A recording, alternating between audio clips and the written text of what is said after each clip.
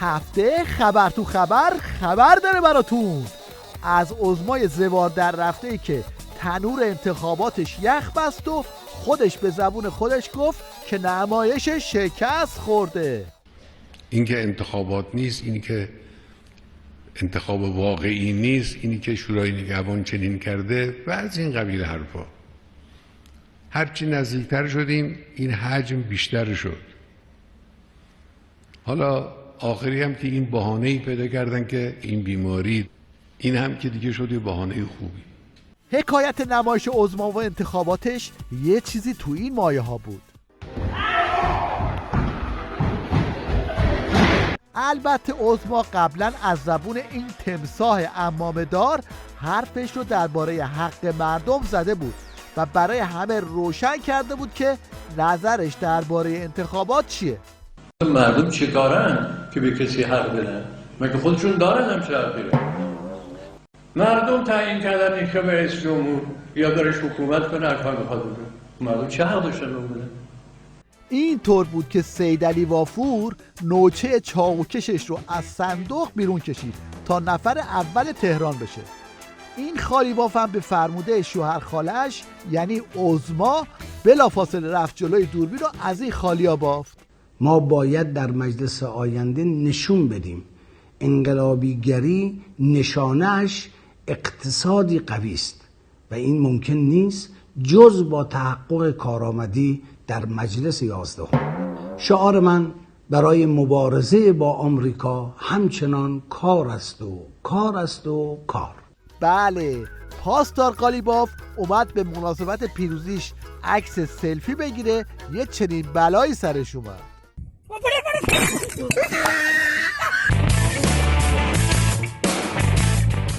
حالا بشنوید از این حجت الاسلام شوت که پشت پرده انتخابات تو نظام رو لو میده و میگه من از قبل میدونستم که رأی میارم. به خدا قسم عزیزانم، من این پیروزی را الان بهتون میگم، از قبل قطعا میدونستم، اطلاع داشتم. شاید یه خورده مناسب نباشه بعضی از نکات را بگم. به خدا قسم من 2 ماه حدوداً پیش هاتفی در عالم رؤیا پیغام به من داد. به کسی گفت به موحد بگو، گفت به موحد ریشخند نزنید چرا اومد. موحد باید می اومد، باید بیاد و حتی گفت به حسن و حسین هم بگید که شما کمکاری میکنید، کار بکنید بیشتر. و اون طرف هم مشغول نماز بود، داشت نمازش میخوند، در هم از مرده هاست و فلانی پیروز. با این رأی که اعلان شد گفت پیروز. هفته پیش از سوتی بازار نظام در دوران تبلیغات انتخاباتی گفتیم. حالا یه نگاهی هم به سوتی‌های روز نمایش انتخابات بندازیم. گل خاطر اصفهانه، اینا هر کدومشون رأی میدن دوباره برمیگردن ته صف. الان حدوداً 10 دقیقه یه رو اینا همین جوری هم تکون نمیکنه. اینجا هم یه صف درست کردن که هر کی توشه با موی کوتاه و تراشیده است، یعنی قشنگ تابلویی که همشون رو از پادگان آوردن. خواهد آمد ببینید هم محسن کنارشون هست هم بچهای خیلی جوان. چند سالته شما؟ من 21 سال. شما چند سالته؟ 22. آقا ساعت چند الان به مردم بگید یکیتون ساعت چنده؟ 7:50. 7:52. از کجا آمدید؟ تهران. نه کجای تهران؟ میدونم تهران. من از دماوند اومدم. بیایید آقای حلاجان صفو نشون بده. بیا صف. سلام میکنم به شما هموطنم، خوش آمدید. بی‌نظیر این استقبال، آفرین بر شما. چقدر به نظرم تو شماها رأی اولی هم داریم نه؟ عظما مشغول دست و پا زدن با درد شکست انتخاباتش بود که خبر وارد کردن اسمش تو لیست FATF هم منتشر شد و برای اینکه یه وقت بسیجی‌ها پس نیفتن، مهره‌های نظام به صحنه اومدن تا بگن هیچ خبری نیست. رئیس کل بانک مرکزی با اشاره به اقدام امروز کارگروه ویژه اقدام مالی یا همون FATF در قرار دادن ایران در فهرست سیاه تاکید کرد تصمیم FATF مشکلی برای تجارت خارجی ایران و ثبات نرخ ارز ایجاد نخواهد کرد. بله، رو هیچی تاثیر نمیذاره. فقط معلوم نیست چرا 2 روز بعد دلار پرید بالا و کار به جایی رسید که تیوی ریش هم مجبور شد به این موضوع بپردازه. طلا یا بلا، به خاطر اینکه هر روز داره قیمتش بالاتر میره. بررسی آخرین وضعیت بازار ارز و طلا و علل افزایش قیمت‌ها دعوت کردیم از جناب دکتر روح الله حمیدی مطلق، پژوهشگر برنامه‌ریزی اقتصادی، که بیان توضیح بدن تو این چند روز واقعا چه اتفاقی افتاده. سید عزیز و محسن جندقی به همراه. درست تو چنین وضعیتیه که جیغ عظما از زلزله‌های بعدی به هوا میره و این جوجه تئوریسین انزوای بین المللی نظام را اینطوری توصیف میکنه: تمام دنیا مترصدن و حکومت بخورد زمین. فقط تمام دنیا، این همه آدم داره کشته میشه، صدا از کسی در اومده؟ یه تقی به توقی توی مملکت بخوره تمام رسانه هاشون میان میگن خیلی اوضاع خیته، خیلی اوضاع خیته.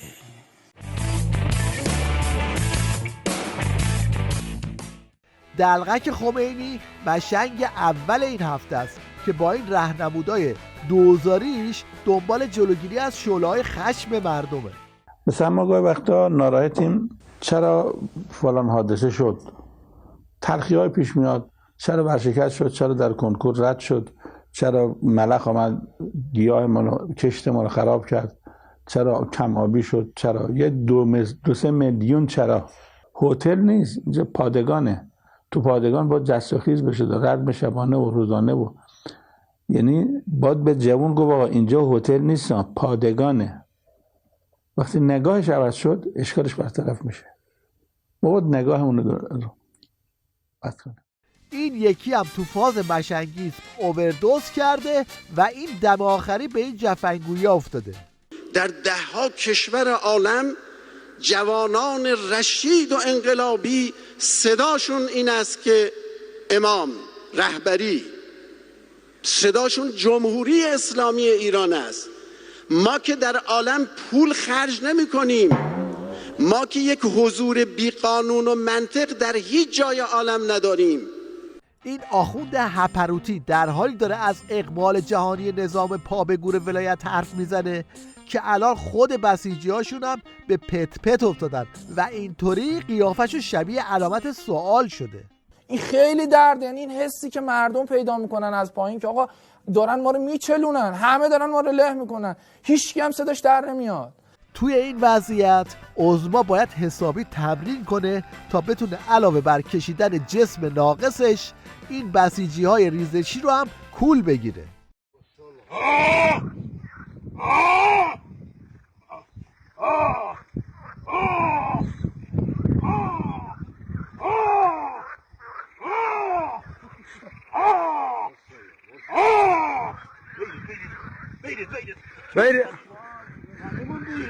اینایی که هی دم از انتقام سخت و این حرفا می زدن حالا توی تیویریش هم به شکرخوری افتادن و یه مجدی دوپولیشون اینجوری زیرا به تیتر کیهان رو میزنه.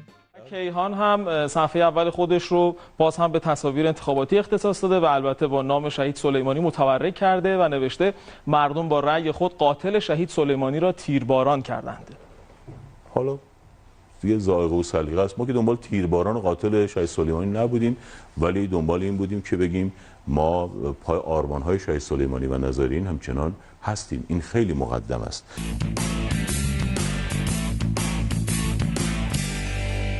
تو روزایی که همه دنیا در حال مقابله با ویروس کرونا هستن، عظما به خاطر نمایش انتخاباتش همه چیز رو زیر عباش پنهان کرد و تیوی ریشش هم با این خیمه شب‌بازی‌ها روی زخم مردم نمک پاشید. نخواهید داشت. ما امشب در گفتگوی ویژه خبری میخوایم به هر چی ابهام برای شما پاسخ بدیم به این ویروسی که میخواد تموم بشه. شاید هوا گرم بشه عین آنفلانزا، اونم میره. هیچ نگران نباشید، صبر داشته باشید. عین سرماخوردگی میاد میره. من خودم فکر می‌کنم مبتلا شدم. 2 هفته پیش دقیقاً این علائم سرماخوردگی رو داشتم، یه شکل دیگه بود، کاملاً هم خوب شدم و هیچ مشکلی هم ندارم. دقت می‌کنیم درست میشیم. اگه نتونستید گفتگوی ویژه بعدم که قضیه برملا شد، تیویریش به این لوده بازی‌ها رو آورد تا یه وقت خشم مردم دامنگیر نظامشون نشه. اینکه این ویروس به همه دنیا ثابت کرد که ایرانی‌ها مهمان نوازترین مردم‌های دنیا هستند. یه دست به حال ایرانی‌ها بزنید، چون همه دنیا ارتباطشو با چین قطع کرد.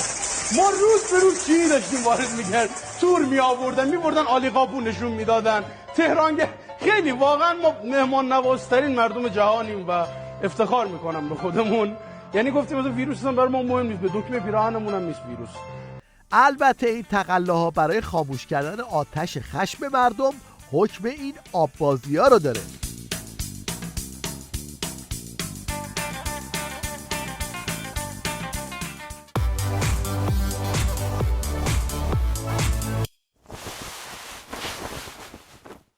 در پایان توجه شما رو به شیرینکاری یه جوون اصفهانی جلب می‌کنیم که هم نیازمند سرعت و هم دقت. خیلی همون روز بود که بهت گفتم ما تحریمش شدیم، راه افتادیم تو اول از سمودیم، رسیدیم به 4 را گل زاگو بزن کنار، زدیم کنار، گفت آخه چی بلد چی کو کمر واسه گفتی باشه آقا برای یک کمر و که اینقدر بگیره ببن نداره که بزن کنار، خوب بزن کنار. پیاده شدیم و حدود سیم خرگاه مداره که داره با دست کم سیبه اون مداره تو این سیبه اون مداره 2 تا سیبه اون مداره خدا چه آقا مداره که نداریم چی کار کنیم